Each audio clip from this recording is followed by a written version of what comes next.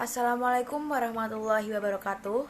Saya Risma Atahira, NIM A42020059 dari Prodi Pendidikan Biologi Fakultas Keguruan dan Ilmu Pendidikan.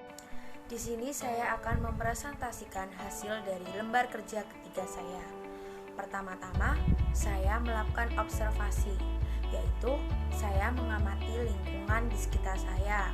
Setelah itu, saya mengidentifikasi masalah-masalah yang terjadi di sekitar saya. Langkah yang kedua yaitu menentukan topik utama.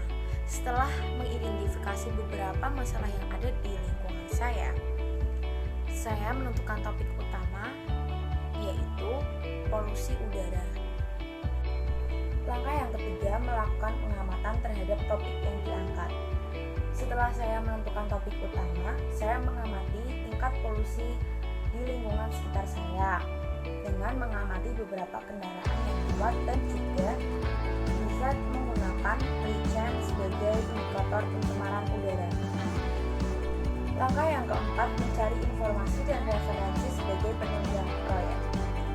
Saya mencari berbagai informasi di media online, jurnal maupun artikel tentang pengertian polusi udara, dampaknya, serta cara penanggulangannya. Untuk menguatkan topik yang saya angkat, saya juga menggunakan peraturan perundang-undangan dan sila-sila yang terkait dengan pengelolaan lingkungan. Langkah yang kelima, menentukan jenis produk. Dalam proyek ini, jenis produk yang saya pilih berupa video presentasi yang menjelaskan secara informatif tentang polusi udara. Saya akan sedikit menjelaskan tentang polusi udara. Polusi udara adalah pelepasan berbagai bahan kimia ke atmosfer. Ini dapat terjadi akibat buatan manusia dan secara alami. Bahan kimia atau senyawa di udara yang tidak terjadi secara alami dapat menurunkan kualitas udara dan berbahaya bagi makhluk hidup. Nah, apa sih penyebab utamanya?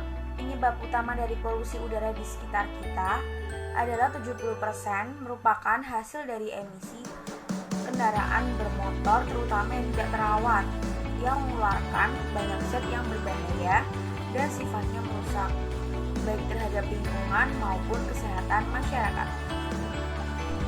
Pada mata kuliah biologi lingkungan ditemukan indikator yang peka terhadap pencemaran udara, yaitu licin. Licin ini adalah tumbuhan yang menyerap sejumlah zat kimia dari air hujan dan polusi udara, di mana jika ditemukan licin yang berjumlah banyak menempel di tumbuhan, bisa dikatakan pencemaran udara di daerah tersebut terbilang tinggi. Polusi udara ini juga berkaitan pada sila-sila Pancasila.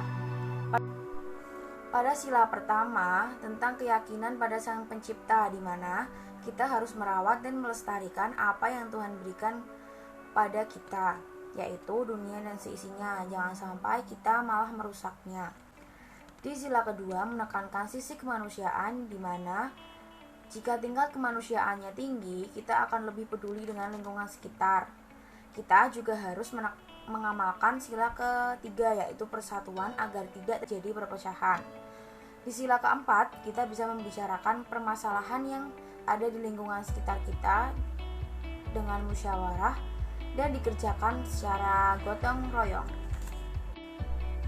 Dan yang terakhir, sila kelima, yaitu jangan sampai lingkungan ini dikatakan mengganggu dan menghambat keadilan sosial. Kita harus memanfaatkan sumber daya alam dengan sebaik-baiknya dan digunakan dengan bijaksana. Jangan sampai kita memanfaatkan sumber daya itu malah terjadi kerusakan di dalamnya. Sekian presentasi dari saya. Wassalamualaikum warahmatullahi wabarakatuh.